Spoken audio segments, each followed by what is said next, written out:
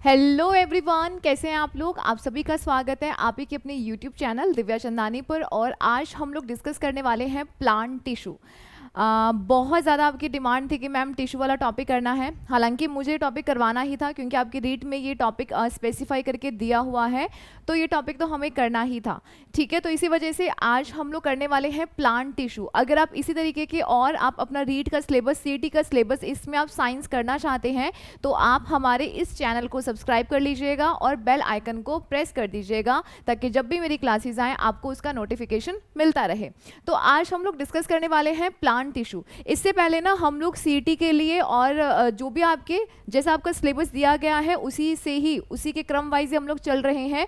सीटी के लिए ऑलमोस्ट जितना आपका केमिस्ट्री पूछा जाने वाला था वो ऑलमोस्ट मैंने करवा दिया है। उसकी अलग से प्लेलिस्ट बना दी गई है जो आपको वीडियो के लास्ट में मिल जाएगी, तो आप वहां से जाके देख लीजिएगा। तो चलिए हम बात करते हैं प्लांट टिश्यू यानी कि पादप उत्तक के बारे में। इससे पहले हम लोगों ने सेल वाला टॉपिक किया बहुत अच्छे से। कोशिका क्या है, उसके कौन कौन से कोशिकांग होते हैं, सेल ऑर्गन होते हैं, उनके बारे में हमने बहुत अच्छे से बात कर ली है। तो अब हमारी बारी आती है टिश्यू के ऊपर। सबसे पहले हम ये जानते हैं या हम ये बात करें कि एक्चुअली टिश्यू क्या है। अब जिन्होंने मेरी पिछली क्लासेस लगाई होंगी वो तो ज़रूर जानते होंगे कि टिश्यू क्या होता है, बट जिन्होंने नहीं देखा था उनके लिए हम थोड़ी सी बात कर लेते हैं कि टिश्यू क्या है। एक ग्रुप ऑफ सेल्स, सबसे हमारे बॉडी की जो सबसे छोटी कोशिका है ना उसे कहा जाता है सेल। सॉरी, हमारे शरीर की जो सबसे छोटी इकाई है, जो सबसे छोटी इकाई है, जो एक बेसिक एक जो यूनिट होती है उसे कहा जाता है सेल कहा जाता है। जो बहुत सारी सेल्स आपस में मिलती हैं तो वो बनाती हैं टिश्यू। वो क्या बनाती हैं? टिश्यू यानी कि उत्तक बनाती हैं। जैसे कि ना हमारी हाथ या स्किन वाली जो सेल्स हैं वो स्किन का निर्माण करेंगी, हमारी जो लीवर वाली सेल्स हैं वो लीवर का निर्माण करेंगी, हमारी जो हार्ट वाली सेल्स हैं वो हार्ट का निर्माण करेंगी। तो इस प्रकार से आप देख रहे हैं ना, जब स्पेसिफिकली एक ग्रुप ऑफ सेल्स जो सेम ही प्रकार की कोशिकाएं हैं जब वो आपस में मिलती हैं तो वो टिश्यू बनाती हैं, उत्तक बनाती हैं। और ऐसे ही जब बहुत सारे टिश्यू मिलते हैं तो वो एक अंग का निर्माण कर देते हैं। जैसे कि हमारा लीवर में क्या हुआ, सेल्स मिली, टिश्यूज बना दिए, वो लीवर के टिश्यू बनते गए और वही जब सारे टिश्यू मिल गए तो एक लीवर बन गया। क्लियर?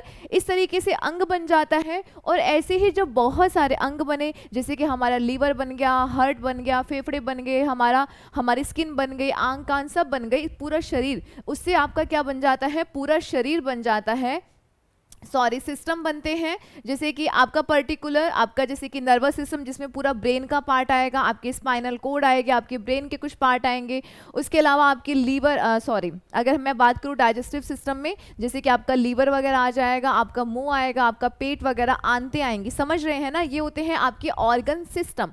तो ऐसे ही जब बहुत सारे सिस्टम मिलेंगे तो एक बॉडी का निर्माण हो जाता है। तो ये पूरा प्रोसीजर चलता है। तो इसी में ही हम पढ़ने वाले हैं टिश्यू को। तो सबसे जो बेसिक यूनिट है जिसे आप मूलभूत इकाई कहते हैं हमारे शरीर की, वो क्या है? कोशिका। और इसी से ही हमारा शरीर बना है। तो कहा जाता है कोशिका जिंदा तो हम जिंदा, कोशिका डेड यानी कि सेल डेड तो हम भी डेड हो जाते हैं।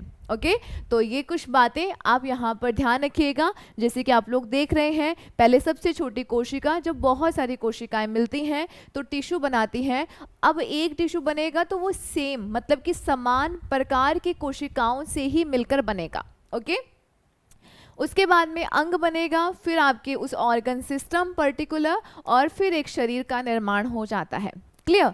ये वैसे बातें मैंने आपको पहले कोशिका वाले चैप्टर में भी करवा दी थी, बट आज हम लोग करने वाले हैं टिश्यू। आई थिंक ना टिश्यू जो है ना वो हर किसी की मे भी शायद दुखती रग है, क्योंकि ना रीट वगैरह के पेपर में इवन बहुत सारे एग्जाम से जहाँ पे टिश्यू पूछा जाता है, हम इसको बहुत आसान से शब्दों में करने वाले हैं और आपको क्लास में ही याद हो जाएगा, गारंटी है। ओके, बस आपको इतना करना है, रेगुलर क्लासेस लेनी है, आपको ये रिकॉर्डेड सेशंस मिल जाएंगे और उसके बाद में आप अपना जो फीडबैक है वो कमेंट में कर दीजिएगा। कोई डाउट है, कोई क्वेरी है तो वो भी आप मुझे कमेंट सेक्शन में बता सकते हैं। ये जो क्लास है वो डेली आपको मिलेगी। ओके देखिएगा, तो हमारे टिश्यू क्या है, उत्तक भाई साहब क्या है, तो उत्तक क्या है, शरीर में समान संरचना और कार्य करने वाली कोशिकाएं, मतलब कि एक ही जैसी संरचना होगी और एक जैसा ही काम करेंगी। तो जब ये कोशिकाएं, ऐसी कोशिकाएं जिनकी संरचना समान है, जिनका काम समान है, जब ये आपस में मिलती हैं तो टिश्यू बनाती हैं, एक ग्रुप बनाएंगी, और वही ग्रुप ऑफ वही ऐसा ही सेम सेल्स का क्या कहलाता है, टिश्यू कहलाता है, उत्तक कहलाता है। क्लियर? देखिएगा, और अलग अलग प्रकार के जब उत्तक आपस में मिलते हैं तो वो अलग अलग प्रकार के अंगों का निर्माण करेंगे, काम करेंगे।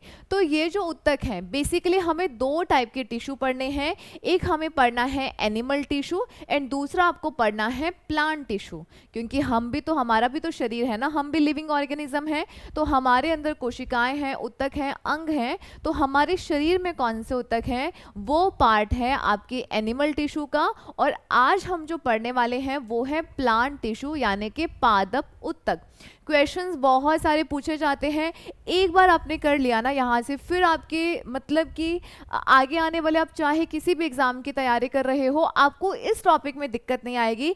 जनरली बच्चे इस टॉपिक को छोड़ देते हैं कि नहीं समझ नहीं आ रहा है, मतलब क्वेश्चंस आएंगे तो छोड़ देंगे, नहीं, बहुत सिंपल है, आसान भाषा में समझेंगे तो आपको क्लास में याद हो जाएगा। देखिएगा, वो शाखा, साइंस की वो ब्रांच जिसमें टिश्यू की स्टडी की जाती है उसे हिस्टोलॉजी कहा जाता है। उसे क्या कहा जाता है, उसे हिस्टोलॉजी कहा जाता है, या हिंदी में उसे औतिकी कहा जाता है। अगर पूछ लिया जाए कि ऐसी कौन सी ब्रांच है जहां पर उत्तकों का अध्ययन किया जाता है, जैसे कोशिका का जहां पे अध्ययन किया जाता है साइटोलॉजी, ऐसे ही अगर मैं बात करूं जहां पर टिश्यूज की स्टडी की जाती है उसे कहा जाता है हिस्टोलॉजी। ओके, औतिकी के जो जनक हैं, फादर किसको कहा जाता है, मार्सेलो मेलपिगी को, और ये जो शब्द है सबसे पहले प्रयोग करने वाले थे बाइचेट। अब इनका नाम बिचेट भी हिंदी में बोला जाता है और इंग्लिश में बाइचेट। ओके, अब हिस्टोलॉजी जो वर्ड है ये दिया गया था मायर। अब बोलोगे मैम इतने सारे नाम याद करने हैं, हाँ जी, सबसे पहले जो ब्रांच है उसका नाम क्या है, हिस्टोलॉजी, या हिंदी में कहते हैं उत्तक, सॉरी औतिकी। ओके, उत्तक से ही औतिकी, थोड़ा सा इसको रिलेशन बिठा लीजिएगा। उसके बाद में अब हमें फादर की बात करनी है, तो फादर कौन है, मार्सेलो मेलपिगी। ठीक है, एम से याद कर लीजिएगा, या मदर थोड़ा सा रिलेशन बिठा के याद कर लीजिएगा, मार्सेलो मेलपिगी। ये जो शब्द किसने प्रयोग किया था, बिचट ने, और ये दिया किसने था, यूज सबसे पहले बिचट ने किया परंतु दिया गया था मायर के द्वारा। क्लियर? देखिएगा, अब हम लोगों ने दो टाइप के टिश्यूज पढ़ने हैं, एक तो प्लांट टिश्यू, या हालांकि तो सेल वाला है बट हमें डिस्कस करने हैं प्लांट टिश्यू।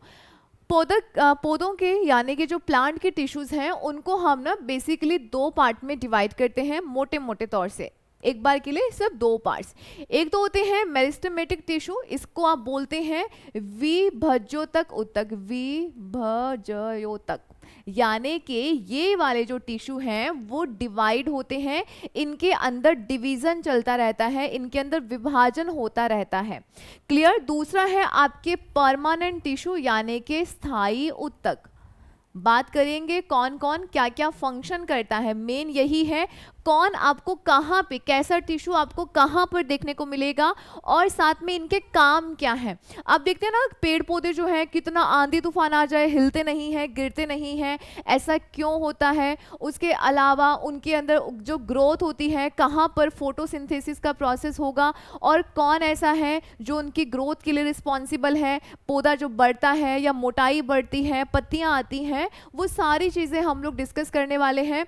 पौधों में ट्रांसपोर्टेशन कैसा होगा, यानी कि कौन है जो इसके अंदर पानी, फूड, खनिज वगैरह सारे पहुंचाने का काम करता है, वो सब एक एक बात हम लोग करने वाले हैं। क्लियर? बस यही वाली जो स्लाइड है वो इंग्लिश में है, बाकी आपको यहाँ पर ये जितनी भी क्लासेस मिलेंगी वो बायलिंगुअल रहेंगी, यानी कि आपको हिंदी और इंग्लिश दोनों में मिलेगा। और अगर आप इसकी पीडीएफ चाहते हैं तो आप हमारे टेलीग्राम को ज्वाइन कर सकते हैं, दिव्या चंदानी मैम के नाम से बना हुआ है, तो आप उसे वहाँ पर जाके ज्वाइन कर लीजिएगा।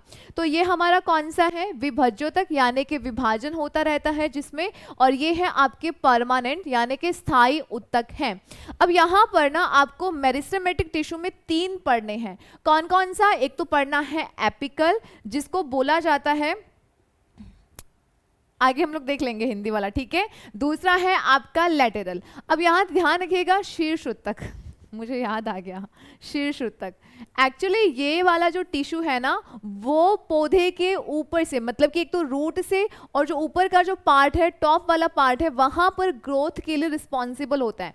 यानी कि पौधा जब बढ़ता है, जब उसके रूट्स बढ़ते हैं, जब वो ऊपर से टॉप से बढ़ रहा है, तो उसके लिए काम आता है एपिकल मेरिस्टेमेटिक टिश्यू। ओके, उसके बाद में लेटेरल टिश्यू, ये मोटाई का काम करता है, इसको बोला जाता है पार्श्व ऊतक।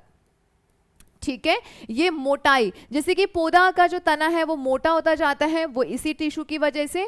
एंड आपका लास्ट है इंटरकैलरी टिश्यू, यानी कि अंतर्विष्ट टिश्यू, यानी कि अंतर्विष्ट विभज्योतक ऊतक।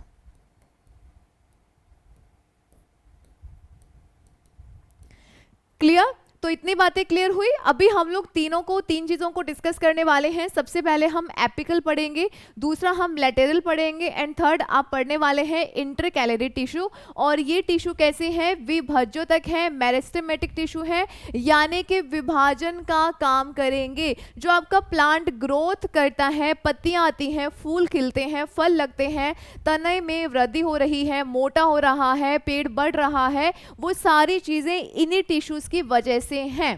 क्लियर? इतनी बातें समझ गए? इसको हम लोग देखेंगे बाद में। देखिएगा, हमारे जो प्लांट टिश्यू हैं, मैंने बोला मोटे मोटे तौर पर दो प्रकार के हैं। एक तो है विभज्योतक ऊतक और दूसरा है स्थायी ऊतक, मेरिस्टेमेटिक टिश्यू। एंड आपका सेकंड है परमानेंट टिश्यू, यानी कि स्थायी ऊतक। सबसे पहले हम चलेंगे विभज्योतक ऊतक। इसमें सबसे पहले बात करने वाले हैं एपिकल टिश्यू। एपिकल यानी कि शीर्षस्थ ऊतक, जो लंबाई बढ़ाने का काम करेंगे, टॉप से भी, रूट से भी। ओके, क्योंकि जड़ें भी तो धीरे धीरे बढ़ती है ना, फैलती जाती हैं, और आपका जो पौधा है ऊपर से भी बढ़ता जाता है, तो दोनों चीजें बढ़ाने का काम करता है एपिकल। उसके बाद में चलेंगे लेटेरल, ये मोटाई बढ़ाएगा, तना जो मोटा होता है वो इसी की वजह से। एंड इंटरकैलरी टिश्यू कहाँ पाया जाता है? ये जस्ट मैं आपको भी दिखा देती हूँ पिक्चर के अंदर। देखिएगा, आपका ये पौधा है, यहाँ से देखिएगा, मैं आई थिंक कलर मुझे चेंज कर लेना चाहिए ना, दिखने में शायद दिक्कत है। देखिए, ये नीचे वाला पार्ट है रूट वाला, और ये है टॉप वाला पार्ट। आप देख रहे हैं पौधा जो यहाँ से ऊपर से टॉप से बढ़ता है, होता है ना, पत्तियां जब खिलने लगती हैं, फूल जब खिलने लगता है, ऊपर टॉप का जो पार्ट है वो किसकी वजह से बढ़ता है? एपिकल टिश्यू की वजह से। और नीचे जो ये रूट बढ़ रही हैं, ये भी किसकी वजह से? एपिकल टिश्यू की वजह से। तो ये इसको फिर बोलते हैं रूट एपिकल मेरिस्टेम या मेरिस्टेमेटिक टिश्यू, और ये हो जाएगा शूट एपिकल। क्लियर? उसके बाद में हमने बात करी थी लैटेरल टिश्यू, यानी कि एक ऐसा टिश्यू जो मोटाई बढ़ाएगा। अब मोटाई कैसे? धीरे धीरे आप देखते हैं तना पहले बहुत, जैसे कि आपने कोई छोटा सा पेड़ वगैरह लगाया, पहले वो बहुत हल्की सी पतली सी डंडी होगी, धीरे धीरे आप देखते हैं कि धीरे धीरे वो ग्रोथ करेगा। आप ग्रोथ करते करते ये चीज़ जो है पहले पतली होती है, फिर ये मोटी मोटी मोटी कुछ इस प्रकार से होने लग जाती है, होती है ना, मोटा जो तना है मोटा होने लग जाता है। वो किसकी वजह से होता है? वो होता है पार्श्व ऊतक की वजह से, लेटेरल टिश्यू की वजह से। क्लियर? उसके बाद में आप जो देखते हैं ना इंटरकैलरी टिश्यू, तो इंटरकैलरी टिश्यू जो, जैसे कि आपके यहाँ से पत्ती निकल गई, ठीक है, यहाँ से पत्तियों का निकलना, तो ये जो नोड होते हैं, ये जो नोड होते हैं, यहाँ पर कौन सा टिश्यू आता है? ये यहाँ पर कौन सा टिश्यू काम करेगा? तो वो है इंटरकैलरी टिश्यू। तो ये जो टिश्यू है वो काम करता है नोड के ऊपर, ठीक है। इंटरनोड भी बताऊंगी मैं आपको, बट यहाँ पर इतना ध्यान रख लीजिएगा कि ये टिश्यू जो यहाँ से, मतलब कि तने से जो पत्तियाँ वगैरह निकल रही हैं, वो जो काम है वो करेगा इंटरकैलरी टिश्यू, यानी कि अंतर्विष्ट ऊतक, अंतर्विष्ट विभज्योतक ऊतक ये काम करता है। आपने देखा है ना, गन्ना देखा है, अब गन्ने में ये जो चीज़ है, ये जो चीज़ है, ये नोड्स ही तो है, ये आपने देखे हैं, ये जो है ये नोड है, और ये वाला जो पार्ट है इसे बोला जाता है इंटरनोड, ठीक है, ये अंदर के नोड, और ये जस्ट नोड ही कहलाते हैं, ठीक है। देखिएगा, अब हम चलते हैं कि आपका सेकेंड नंबर पार्ट था, वो था परमानेंट टिश्यू। कौन सा पार्ट था? परमानेंट, या जिसे आप कहते हैं स्थायी ऊतक। क्या बोलते हैं आप? इसे कहते हैं स्थायी ऊतक। अब इसके अंदर ना विभाजन की प्रक्रिया लगभग नहीं होती है। जो आपके विभज्योतक ऊतक थे उसी से ही बाद में परमानेंट टिश्यू बनते हैं।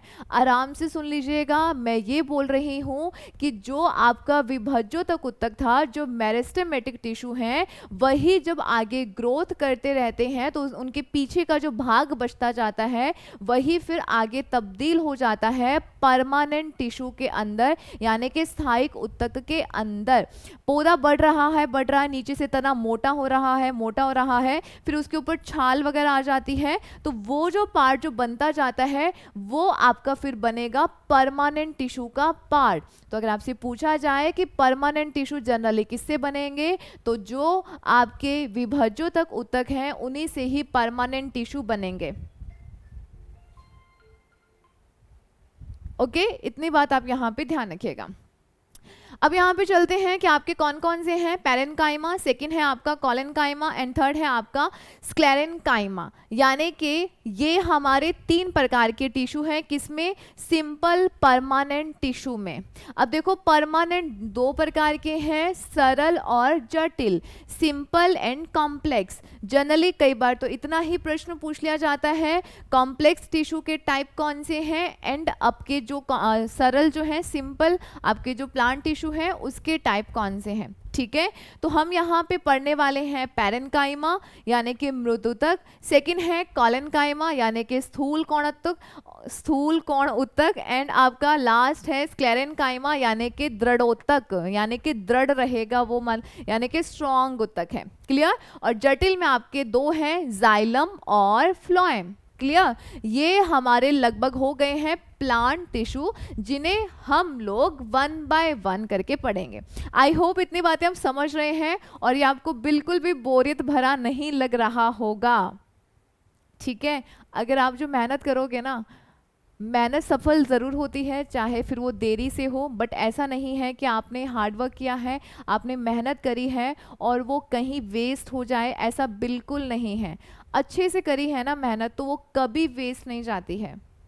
इसी वजह से जो टॉपिक ना जहाँ पे आपको लगे ना ये टॉपिक ना बोरियत वाला है, मतलब कि हमें समझ नहीं आ रहा है और छोड़ देते हैं ना, वहीं से ही क्वेश्चंस आएंगे। अरे इजी इजी तो सभी पढ़ लेंगे ना, और इजी से अगर पूछ ही लिया तो फिर फ़ायदा है क्या? कंपटीशन इतना ज़्यादा है।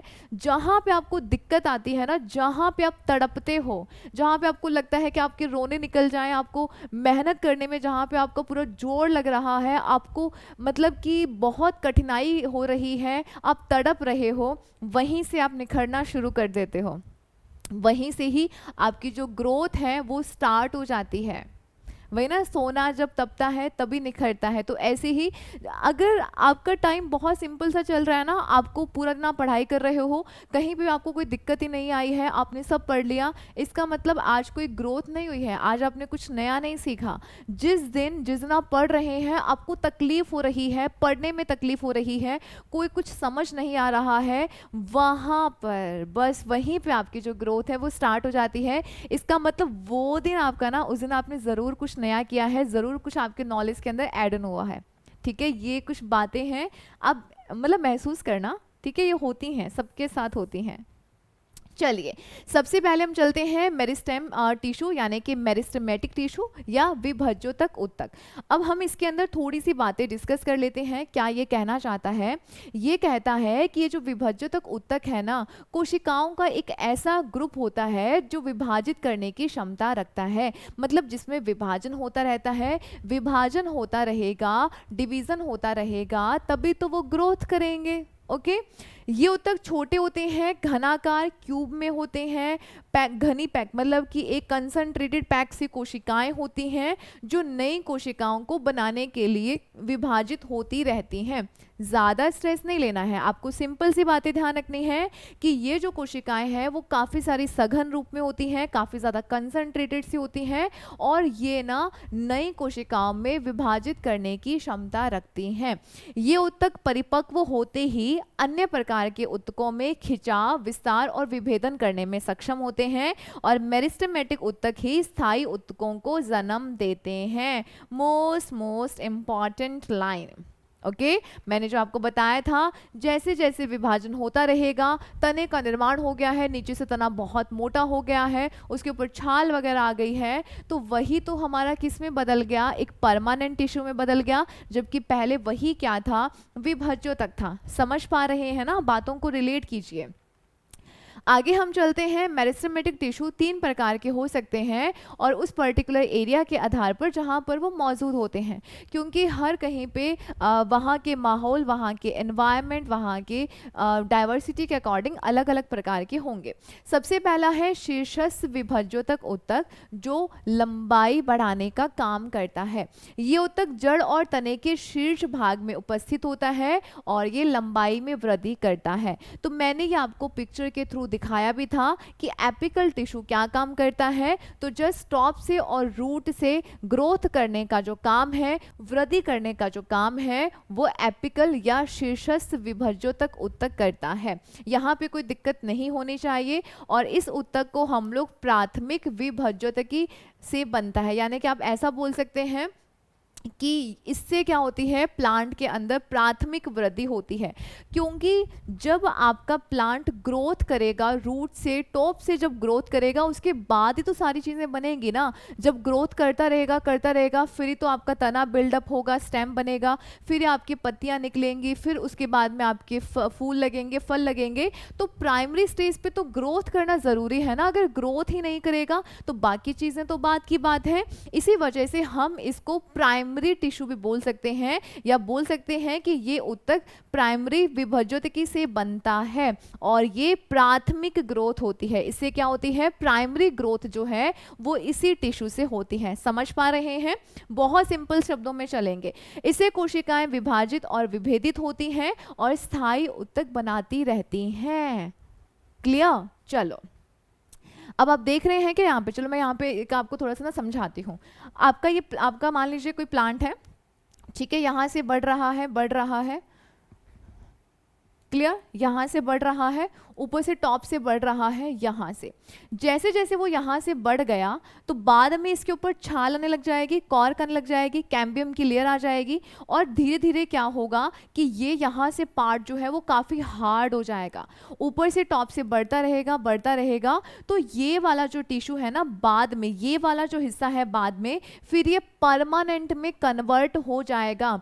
स्टार्टिंग फेज में क्या रहेगा, विभाजन होता रहेगा तो नया नया है, धीरे धीरे जैसे जैसे टाइम बढ़ेगा तो यही आपका परमानेंट में बदल जाएगा। तो ध्यान रखिएगा, जो मेरिस्टेमेटिक टिश्यू है, जो विभज्यों तक उत्तक है, वही आगे चलकर परमानेंट टिश्यू बनाते हैं। आई होप अब अब आपको ना यहाँ से बिल्कुल दिक्कत नहीं होनी चाहिए। ओके चलिए, तो यहाँ पे जो प्राइमरी टिश्यू है वो क्या काम करता है, ग्रोथ करवाने का काम करता है। और जो लेटेरल टिश्यू है वो यहाँ पर मोटाई, ये जो तने की जो मोटाई है, जो तना जो बाद में धीरे धीरे मोटा होता जाता है, उसमें आपका ये जो पार्श्व टिश्यू है ये काम आता है। क्लियर? देखिएगा, अब हम इसके बारे में कुछ बातें जान लेते हैं कि ये क्या काम करता है। देखिएगा, इसको आप बोलते हैं लेटेरल मेरिस्टेमेटिक टिश्यू। ये उत्तक जड़ और तने के पार्श्व भाग में होता है, यानी कि अब धीरे धीरे तना भी मोटा होगा, धीरे धीरे जो जड़ें हैं वो भी मोटी होती हैं। तो जहां पर मोटाई की बात आती है ना, बस लेटेरल को याद कर लो, पार्श्व टिश्यू को याद कर लो। ओके इससे संवहन उत्तक यानी कि वेस्कुलर टिश्यू बनते हैं जो भोजन संवहन का काम करते हैं। अब यहाँ से कौन से वेस्कुलर टिश्यू यानी कि जो ट्रांसपोर्टेशन का काम करेंगे, आगे हम पढ़ने वाले हैं जाइलम और फ्लोएम। तो ये दो टिश्यू ऐसे हैं जो पानी को भी ट्रांसपोर्ट करेंगे, भोजन है, खनिज है, मिनरल्स वगैरह, इन सभी को ट्रांसपोर्ट करने का काम करते हैं। ओके अब यहाँ ध्यान रखिएगा कि समन उत्तकों के कारण ही तने की चौड़ाई में भी क्या होती है, वृद्धि होती है। नेक्स्ट बात अगर हम यहाँ पे करें तो आप ये ध्यान रखिएगा कि सहमन उत्तक में अवस्थित कैम्बियम और वृक्ष के छाल के नीचे का कैम्बियम जो है वो आपकी इसी उत्तक का ही एग्जाम्पल है। क्लियर? ये मोस्ट इंपॉर्टेंट है कि आपका जो एपिकल टिश्यू क्या काम करता है, प्राइमरी ग्रोथ के लिए रिस्पॉन्सिबल है, एंड आपका जो लेटरल टिश्यू है ये आपकी सेकेंडरी ग्रोथ के लिए रिस्पॉन्सिबल है। पौधे के अंदर जो वेस्कुलर टिश्यूज बनेंगे यानी कि जो संवहन ऊतक बनेंगे, जाइलम एंड फ्लोएम, जो ट्रांसपोर्ट करने का काम करते हैं फूड को, मिनरल्स को, तो वो इसी टिश्यू से बनेंगे। मैंने क्या बोला था स्टार्टिंग में ही कि आपके जो विभज्योतक ऊतक हैं यानी कि जो मेरिस्टेमेटिक टिश्यू हैं वही आगे चलकर क्या बनाएंगे, परमानेंट टिश्यू बनाएंगे। क्लियर? देखिएगा ये कैम्बियम वगैरह क्या है, ये सारी चीजें मैं आपको बताऊंगी। ओके, पार्श्व विभज्योतक ऊतक ही द्वितीयक यानी कि सेकेंडरी विभज्योतक है। क्लियर? देखिएगा नेक्स्ट हम चलते हैं अंतर्वेशी या अंतर्विष्ट विभज्योतक ऊतक, इसको आप बोलते हैं इंटर कैलरी टिश्यू। इसको आप क्या बोलते हैं, इंटर कैलरी मेरिस्टेमेटिक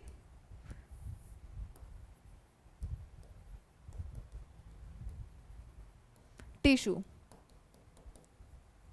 आगे इंग्लिश में वैसे आपके पास है।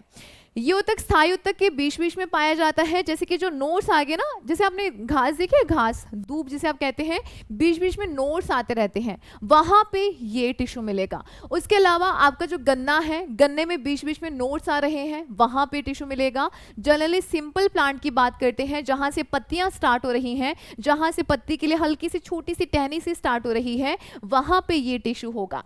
क्लियर? जो आप ये नोड से देख रहे हैं जहां से ग्रोथ होती रहती है नोड वाले से पार्ट से, ये आपका इंटरकैलरी टिश्यू है। देखिएगा पत्तियों के आधार में टहनी के इंटरनोड के दोनों ओर पाए जाते हैं, वृद्धि करके स्थायी ऊतकों में परिवर्तित हो जाते हैं। मैम अब हमें समझ में आ गया है कि परमानेंट टिश्यू कैसे बनेंगे, और साथ में हमें ये भी समझ में आ गया है कि जो हमारे मेरिस्टेमेटिक टिश्यू है, विभज्योतक ऊतक हैं, वो क्या काम करते हैं। आई होप सब क्लियर। अगर अच्छे से समझ में आ रहा है ना और आपको लग रहा है कि मैम ये क्लास बेस्ट है, हमें टिश्यू बहुत अच्छे से समझ में आ गया है, तो अपना फीडबैक ज़रूर शेयर कीजिएगा कि आपको समझ में आया है या नहीं आया है। दोनों ही लैंग्वेज में रहेगा तो आपको कोई प्रॉब्लम नहीं होगी। ये टॉपिक जैसे ही कंप्लीट होगा कल की क्लास में ही मैं आपको ना इससे रिलेटेड MCQs भी करवाऊंगी। एक बार यहाँ से टिश्यू वाला टॉपिक कर लिया ना तो गारंटी है बाकी आगे कभी दिक्कत आएगी ही नहीं। नेक्स्ट देखिएगा, अब बात करते हैं परमानेंट टिश्यू। परमानेंट टिश्यू क्या होते हैं? ये आपके विभज्योतक ऊतक यानी कि इसकी वृद्धि के फलस्वरूप ही आपके स्थायी ऊतक का निर्माण होता है। आप इसको अस्थायी या टेम्परेरी भी बोल सकते हैं, क्योंकि परमानेंट तो रहेंगे नहीं ना, जहाँ पे ग्रोथ वाला पोर्शन खत्म वहीं पे आपके वो स्थायी बन जाएंगे। ठीक है, इनमें विभाजन की क्षमता नहीं होती है, लेकिन कोशिका का रूप आकार निश्चित रहता है। आपके जो विभज्योतक ऊतक हैं वो लिविंग रहेंगे, क्योंकि उनमें पर्टिकुलर डिवीजन होता रहता है, कोशिका विभाजन होता रहता है, जिसकी वजह से वो ग्रोथ करते रहते हैं। परंतु ये वाले जो टिश्यू हैं, जो परमानेंट टिश्यू हैं, ये लिविंग भी हो सकते हैं और डेड भी हो सकते हैं। और ये कैसे होंगे? स्थायी होंगे। विभाजन तो नहीं होगा, परंतु पर्टिकुलर इनके अंदर भी तो सेल्स होंगी ना, तो जो इनके अंदर सेल्स वगैरह है उसका स्ट्रक्चर, उसका आकार, रूप, वो सब एक फिक्स रहेगा। देखिएगा कोशिका भित्ति जो है यानी कि जो सेल वॉल है वो पतली या मोटी हो सकती है, और कोशाद्रव यानी कि जो साइटोप्लाज्म होता है उसके अंदर बड़ी बड़ी वैक्यूल्स होंगे। मैंने जब आपको सेल वाला टॉपिक करवाया था ना तो मैंने आपको ये बताया था कि जो वैक्यूल्स हैं उनका साइज प्लांट सेल में बहुत बड़ा होता है, क्योंकि वो स्टोरेज का काम करती हैं। तो यहाँ पर ये जो परमानेंट टिश्यू है इसके अंदर आगे हम लोग पढ़ने वाले हैं ना कि ये क्या क्या काम आएगा, तो ध्यान रखिएगा इनके अंदर जो वैक्यूल्स हैं, रसधानी है, इनका साइज बड़ा होता है। ठीक है, देखिए आगे चलते हैं। इनकी उत्पत्ति ओरिजिन के अकॉर्डिंग स्थायी ऊतक दो प्रकार के होते हैं। फर्स्ट है प्राइमरी और दूसरा है सेकेंडरी। प्राइमरी ऊतक जो है वो शीर्षस्थ और अंतर्वेशी विभज्योतक से मिलेंगे। प्राइमरी जो स्थायी ऊतक है वो आपको किससे मिलेंगे? एपिकल से और इंटरकैलरी से। और जबकि जो सेकेंडरी वाले हैं वो आपको किससे मिलेंगे? लैटेरल से मिलेंगे। क्लियर? या कैम्बियम कोशिकाओं से मिलेंगे। क्लियर? देखिएगा संरचना के आधार पर, देखो ये तो उत्पत्ति के आधार पर था, और अगर हम बात करते हैं संरचना के आधार पर तो दो टाइप के हैं, सिंपल और जटिल। कौन कौन से हैं? सिंपल और जटिल। तो सिंपल की जब बात करते हैं, देखो नाम अटपटे से हैं, अब यहाँ पे ना ये है तो सिंपल बट इसके नाम जटिल हैं मतलब बोलने में आपको थोड़ी सी दिक्कत हो सकती है। चलिए, तो यहाँ पे ये ऊतक जो है वो एक ही प्रकार की कोशिकाओं से, एक जैसी कोशिकाओं से मिलकर बनते हैं। तो सबसे पहले हम लोग डिस्कस करेंगे पैरेन्काइमा, सेकंड है कोलेनकाइमा एंड थर्ड है स्क्लेरेन्काइमा, यानी कि मृदुतक, स्थूल कोण ऊतक और दृढ़ ऊतक। कोई दिक्कत आई थिंक नहीं होगी। चलिए, अब चलते हैं मृदुतक यानी कि पैरेन्काइमा। बहुत ही सरल प्रकार का और परमानेंट टिश्यू है। इसकी कोशिकाएं आपको गोलाकार, अंडाकार और ऐसे बहुत सारे टाइप की और कुछ अलग से प्रकार की भी दिख रही हैं। कहीं कहीं आपको अंडाकार, गोलाकार भी दिख जाएंगी, कहीं कहीं पे शेप फिक्स होगी, कहीं पे शेप फिक्स नहीं भी होगी। इस ऊतक की कोशिकाओं में सघन कोशाद्रव और एक केंद्रक पाया जाता है। जब आप इसमें देखेंगे तो इसके अंदर आपको क्या मिलेगा, इसके अंदर आपको मतलब कि जो कोशाद्रव है, जो आपको साइटोप्लाज्म है, यहाँ पे काफ़ी ज़्यादा ऐसे डेंस मिलेगा और यहाँ पर आपको एक केंद्रक देखने को मिलेगा। इनकी कोशिका भित्ति पतली और सेल्यूलोज की बनी होती है। अगर आपसे पूछा जाए कि जो पैरेन्काइमा है, मृदुतक है, उसकी कोशिका भित्ति किससे बनी होती है, तो ध्यान रखिएगा सेल्यूलोज से बनी होती है। इस प्रकार की कोशिकाओं के बीच में अंतर कोशिकीय स्थान होता है। ये जो आप देख रहे हैं, ये आप देख रहे हैं इंट्रासेल्युलर स्पेस होता है, ठीक है, जो गैसों के विनिमय में सहायता करता है, जो ट्रांसपोर्टेशन में सहायता करता है। क्लियर? देखिएगा, आगे चलते हैं। आपका ये जो पैरेन्काइमा है ना, ये दो प्रकार का होता है। पैरेन्काइमा दो प्रकार का होता है क्योंकि इसी के अंदर ही ना क्लोरोफिल पाया जाता है, इसी में ही क्लोरोफिल पाया जाता है, जिसमें प्रकाश संश्लेषण की प्रक्रिया होती है।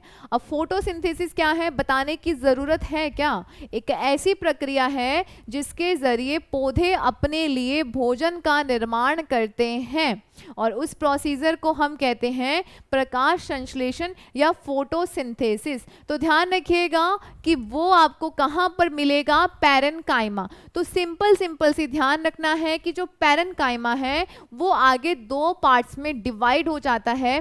पहला है क्लोरेन्काइमा। कौन सा है? क्लोरेन। क्लोरेन यानी कि इसके अंदर आपको क्लोरोफिल देखने को मिलेगा, समझे। हरित ऊतक पाया जाता है, हरित लवक मिलेगा क्योंकि यहाँ पर फोटोसिंथेसिस का काम होगा और इसी वजह से हम इसे क्लोरेन्काइमा कहेंगे।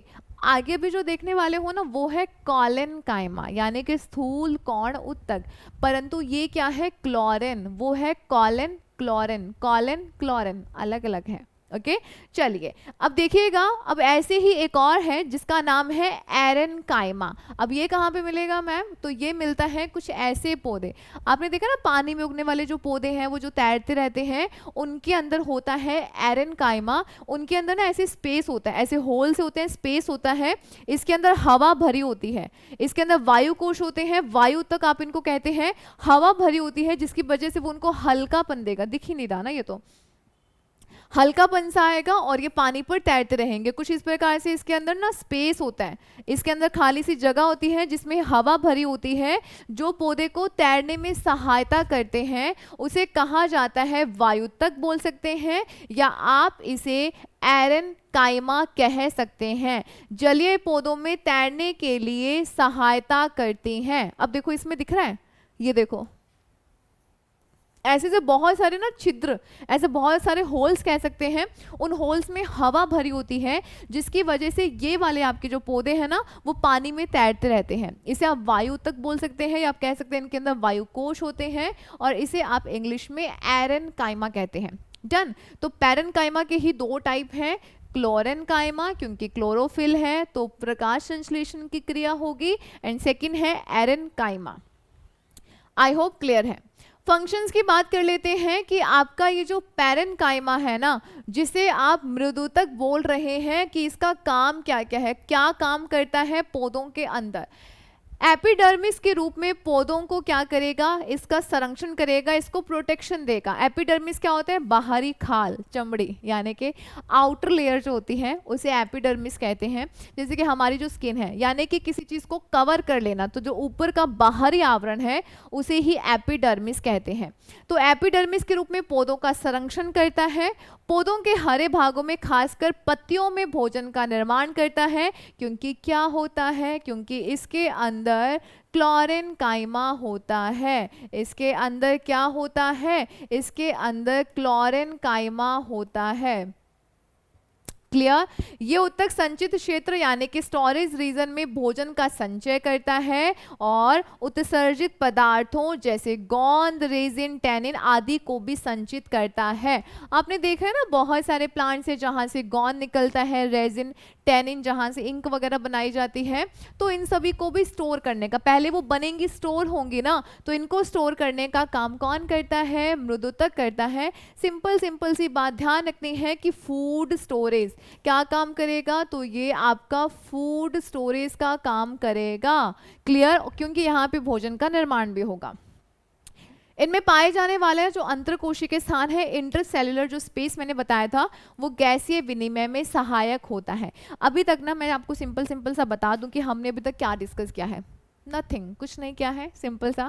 फिर बोलोगे मैम इतनी देर ऐसे लगे। देखो, सबसे पहले ना हमने ये देखा कि टिश्यू क्या होता है। ठीक है, टिश्यू में हमने सबसे पहले ये बात कर ली कि टिश्यू जो है वो समान कोशिकाएं जब आपस में मिलती हैं, ग्रुप बना लेती हैं, तो उसे हम कहते हैं टिश्यू। ठीक है, टिश्यू जब बहुत सारे मिलते हैं तो एक ऑर्गन बना देते हैं, और जब बहुत सारे अंग मिलते हैं तो ऑर्गन सिस्टम, फिर एक शरीर बन जाता है।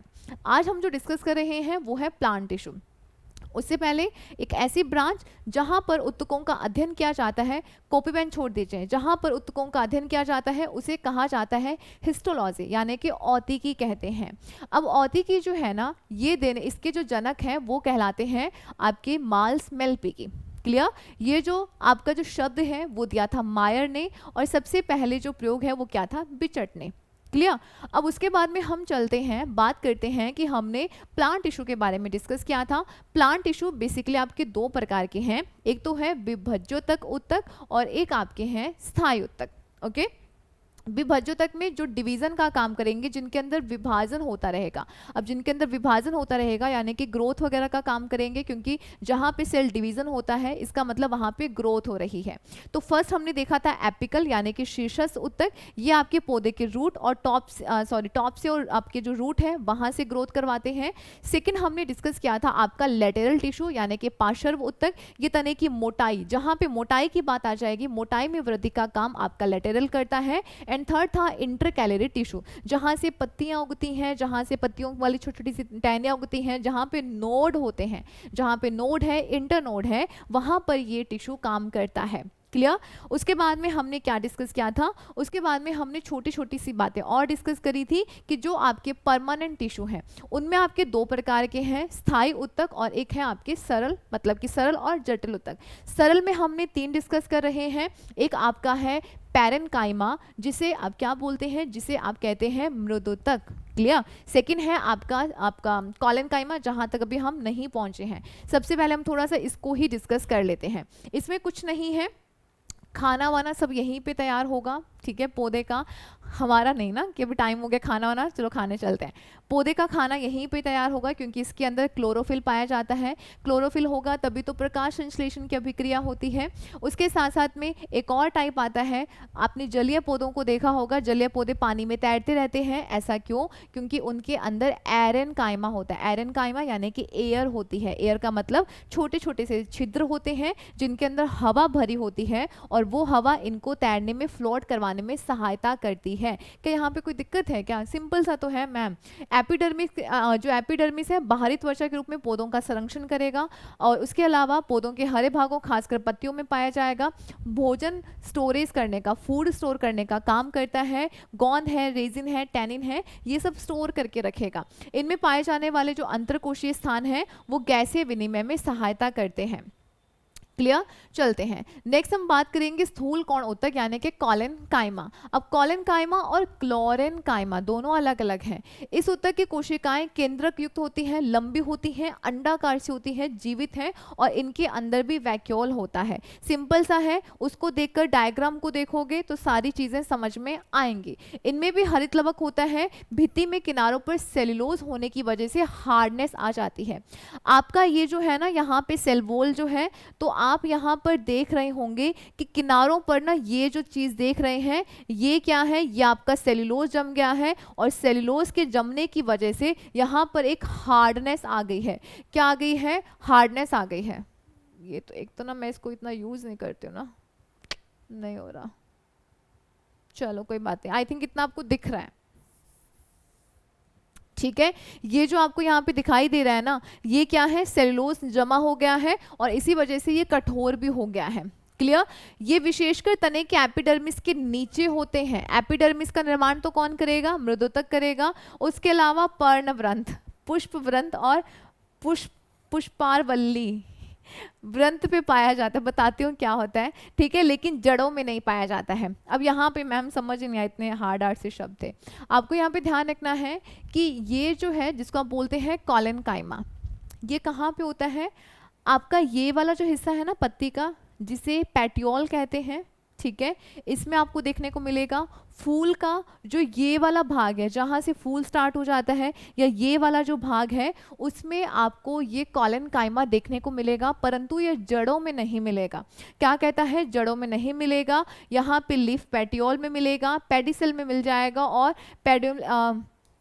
आपका ये जो पुष्पारवल्ली है, जो ये वाली लाइन्स होती है, यहाँ पर आपको ये देखने को मिल जाएगा। क्लियर।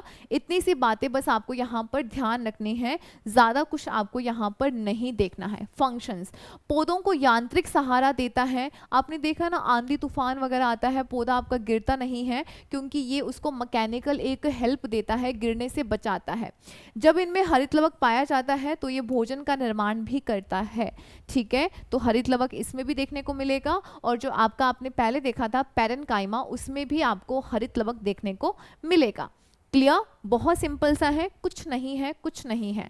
बस जब ऐसा लगे ना बोल दो आसान है, आसान है, इससे आसान ही कुछ नहीं है। अब बात करते हैं स्क्लेरन काइमा यानी कि दृढ़ उत्तक। आप इसको स्ट्रॉन्ग उत्तक बोल सकते हैं। आपने देखा नहीं है क्या, अखरोट के छिलके, बादाम के छिलके, नारियल के छिलके, जो ऊपर कवरिंग होती है ना, जो इतना हार्डनेस होता है, ये जो आपके जो कवरिंग वाले जो भी आपके पौधे हैं, रेशेदार जो फल है, अब नारियल का छिलका देखा ना कैसे रेशे से होते हैं, उनके अंदर आपको ये मिलेगा, ठीक है। इस उत्तक की कोशिकाएं मृत होती हैं, लंबी संकरी, दोनों सिरों पर नकुली सी होती हैं। नारियल को याद कर लो, बस नारियल इमेजिन करो, नारियल, सारी चीजें वही हैं। ओके। इसमें जीव द्रव्य नहीं होता है। इनकी भित्ति जो है वो लिग्निन के जमाव की वजह से मोटी हो जाती है। क्लियर। दृढ़ उत्तक पौधों के तनों, फलों, बीज के बीज आवरण और नारियल के बाहरी रेशेदार छिलके में पाया जाता है। तो आपने देखा है ना, अखरोट है, बादाम है, काजू है, पिस्ता है, उसके अलावा नारियल जो है, इनकी जो आउटर कवरिंग है, इनके जो छिलके हैं, इसी की वजह से है वो यही है, ठीक है। जिन पौधों से रेशा उत्पन्न होता है इसमें बहुत मात्रा में पाया जाता है। फॉर एग्जाम्पल नारियल, बहुत सिंपल सा है। क्लियर। इस प्रकार से ये ऊपर से और नीचे से नकूला सा होता है, नुकुली, नकुली मतलब तीखा सा होगा, पता नहीं। पौधों को यांत्रिक सहारा प्रदान करता है, पौधों के आंतरिक भागों की रक्षा करेगा। अब बाहर इतना हार्डनेस होगा तो ऑब्वियसली अंदर जो है उसको प्रोटेक्शन देगा। पौधों के बाह्य परतों में रक्षात्मक उत्तक के रूप में काम करता है। ये पौधों को सामर्थ्य देगा, इलास्टिसिटी देगा, दृढ़ता, लचीलापन। फ्लेक्सिबिलिटी नहीं देगा। आप मान लो कि ना आंधी आ रही है, पौधा जोर जोर से ऐसे आपका जो पेड़ है हिल रहा है, फ्लेक्सिबिलिटी नहीं होगी, लचीलापन नहीं होगा तो टूट के गिर जाएगा ना उसी टाइम पे, नहीं। एक इसको इलास्टिसिटी, फ्लेक्सिबिलिटी और इसको एक स्ट्रॉन्गनेस प्रोवाइड करेगा और इसी वजह से आपको जो पौधा है ना, आपका जो पेड़ है, बहुत ज़्यादा आएगा तो यार कोई भी हिल जाएगा। इसी वजह से जब आपके पेड़ पौधे, जब आपके तूफान आते हैं तो इनको यही वाले जो उत्तक है ना, यही बचाने का काम करते हैं, यही उनको एक हार्डनेस प्रोवाइड करते हैं। जैसे कॉलन काइमा है, स्क्लेरन काइमा है, यही इनको प्रोटेक्शन प्रोवाइड करेंगे। हर एक का अपना अपना प्रोटेक्शन का अलग अलग दायरा है।